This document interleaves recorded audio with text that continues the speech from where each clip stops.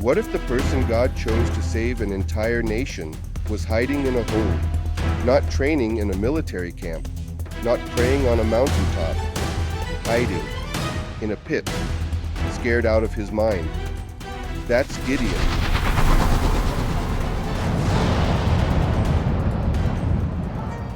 And his story might just be the most unexpected, most controversial, and most relatable story in the entire Bible. So buckle up because this one's going to hit different. You'll definitely learn something here. These are the types of content I create. If you're interested, be sure to subscribe so you don't miss upcoming videos. The world Gideon lived in. Before we meet the man, you need to understand the mess he was born into. Picture Israel around 1162 BC, no king, no stable government, just chaos on repeat. The book of Judges basically runs on one tragic playlist: Israel sins, enemies attack, Israel cries, God sends help, peace comes, then they do it all over again. By Gideon's time, Israel had been crushed by the Midianites for 7 brutal years. 7 years of enemies swarming in every harvest season like locusts, stealing food, destroying crops, leaving families with nothing. The situation is described like this: they came with their camels in numbers too great to count, like a swarm that devoured everything in sight. People were hiding in caves, starving, broken, and spiritually, even worse. They had ditched God entirely and were worshiping Baal. So their misery wasn't just military, it was self-inflicted. This is the world Gideon woke up in every single day. For sure, your whole body will tremble, your brain will explode, and you will definitely be blown away if you learn that God decides he's going to fix all of this. And the man he picks? Gideon. Now here's where it gets interesting. He's a farmer from the weakest clan in the tribe of Manasseh, who at this very moment is secretly threshing wheat inside a winepress. Now why does that matter? Because you thresh wheat in the open air, you need the wind to separate the grain from the chaff. Doing it in a pit? That's pure survival mode. That's a man so afraid he can't even do basic farming out in the open. And then an angel shows up and says with a completely straight face, "The Lord is with you, mighty warrior." Mighty warrior to a man hiding in a hole. You almost have to laugh. But that's the genius of God. He doesn't call you by your current situation. He calls you by your destiny. But here's what nobody talks about: the call and the pushback. Now here's what makes Gideon different from most Bible heroes. He doesn't just say, "Yes, Lord," he argues. When an angel of the Lord appeared to him, Gideon basically said, if God is really with us, then why are we getting wrecked by the Midianites? Why is all this happening? Where are the miracles we heard about? What happened to all those epic Red Sea level miracles our ancestors talked about? Feels like God ghosted us. That's not disrespect, that's raw, honest, gut level doubt. And God doesn't strike him down for it. He doesn't even scold him. He simply says, "Go big, go bold, and go save Israel from the Midianites. Oh, and just so we're clear, I'm sending you." Hold up, Lord. Save Israel? My family's the underdog of the underdogs, and I'm the least impressive one in the room. You've got this, because I will help you. You'll take down the Midianites like it's just one guy. Gideon said, "If you really like me, and if you're really from God, prove it to me. Maybe hit me with a sign. And by the way, please don't leave yet while I run and make some food for you." The angel said, "I will stay until you come back." So he ran back to his house, grilled a goat, whipped up some unleavened bread, and served it to the angel like this was a very holy dinner date. Then the angel told him to dump it all on a rock, which Gideon did like, "Okay, weird, but sure." Then the angel touched the food with his staff, fire shot up from the rock, and boom, the whole thing was burned up supernaturally, and the angel disappeared. Gideon immediately panicked like, I just saw the Lord's angel, and now I'm toast." But the Lord said, "Relax, you're not dying today." That night, the Lord told Gideon, "Take your dad's bull and a second one that is 7 years old, smash the altar to Baal, chop down the symbol of the goddess Asherah, build me a proper altar there, and burn the second bull, using that same Asherah pole as firewood." Gideon grabbed 10 of his crew and did God's real talk makeover, destroyed Baal's altar and the goddess pole, and burned the second bull on the new altar he built. But he was way too scared of his family and the town gossip, so he did it all under cover of night. The next morning, the townspeople woke up like, where did the whole Baal setup go? The town immediately went full detective mode. Who dared mess with Baal's altar? Spoiler, they traced it straight to Gideon. They demanded his dad, Joash, to hand him over for execution, but Joash challenged them. "You're that obsessed with Baal? If he's really a god, let him fight his own battles." With that profound reasoning and being a respected household head is enough for the townspeople to back down. From that moment on, Gideon got the ultimate nickname, Jerubbaal. Let Baal defend himself. He became famous. There are those who believe in every whisper, and there are those who don't seem to bother much. The question is, what can we gain from this? Then all the Midianites, Amalekites, and desert tribes rolled up like a full-scale rampaging squad, crossed the Jordan, and set up camp in Jezreel Valley near Gideon's camp. Then the Spirit of the Lord hit Gideon with a power boost. He blew a trumpet and rallied his home clan and the tribes of Asher, Zebulun, and Naphtali. The whole squad showed up ready to fight. Though the people already showed their support to Gideon, still, Gideon asked for more confirmation. He threw a wool fleece down and laid down the rules like it was a reality show immunity idol. "If it's wet tomorrow and the ground is dry, I'll believe you're serious." The next morning, the wool was soaked. It squeezed out enough water to fill a bowl. But Gideon wasn't done.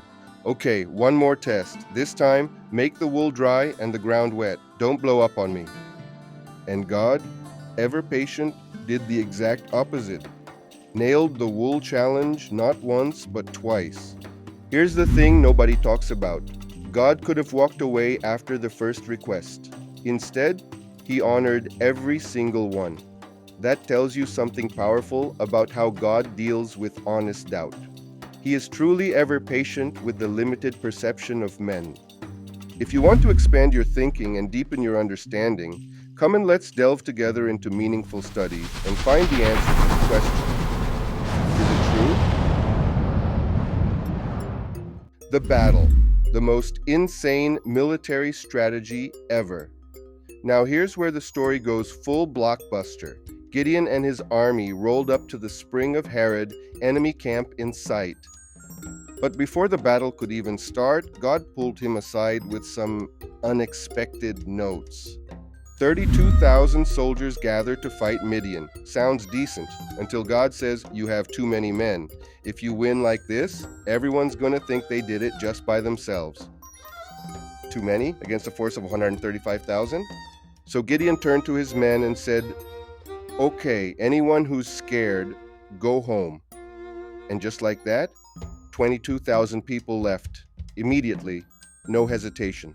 Only 10,000 brave or stubborn souls remained. Just when Gideon thought 10,000 men was enough, God came back with more cuts, as if there was a national cost-cutting program. Still too many. Take them to the water. I'll sort them out. So Gideon marched everyone down to the river, probably very confused.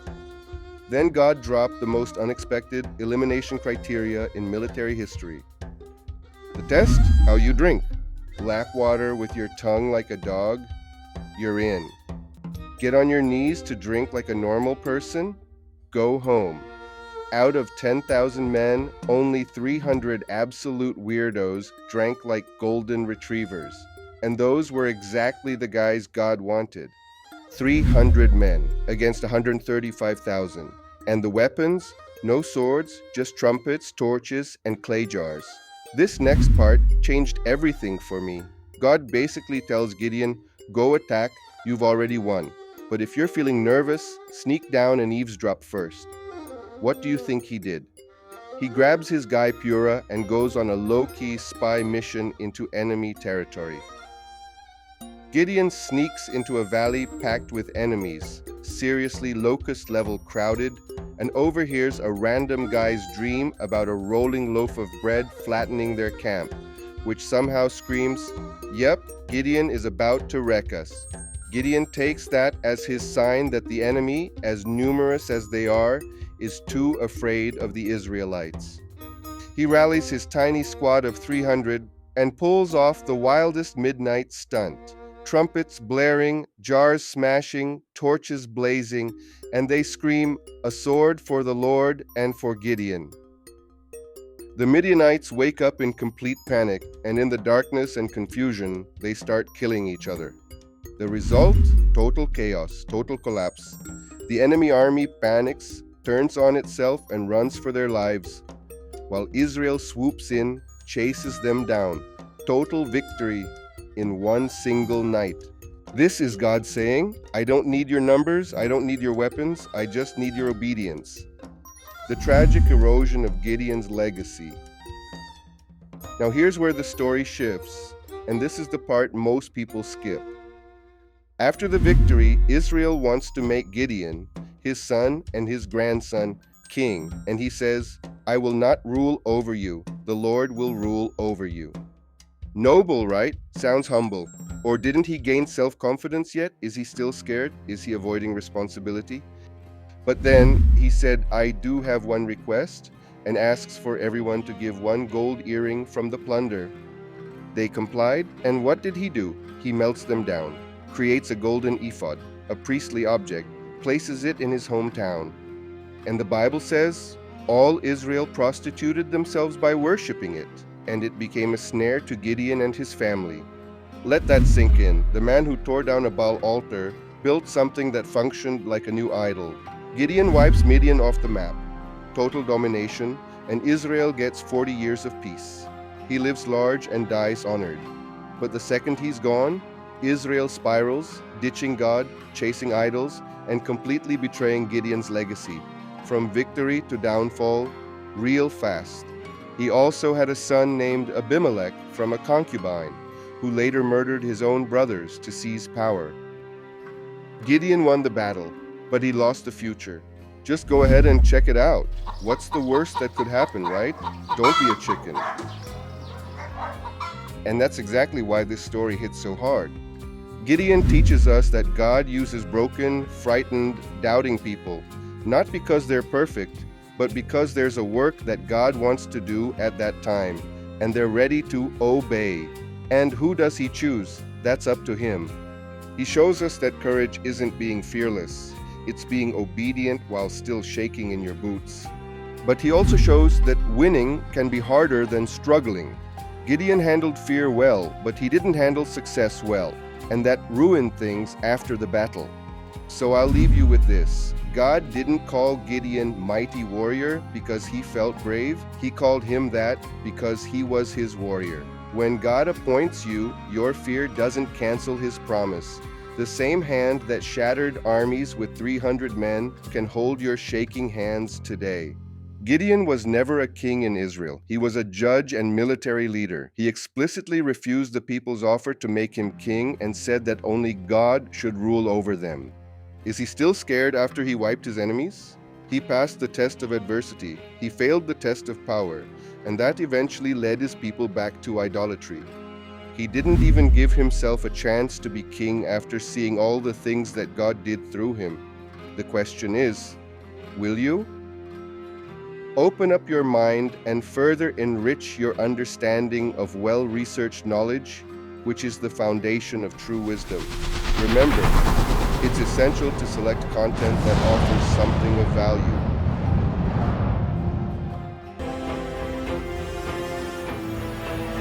If this video moved you, share it with someone who needs it. Subscribe for more stories that change how you see the Bible and yourself.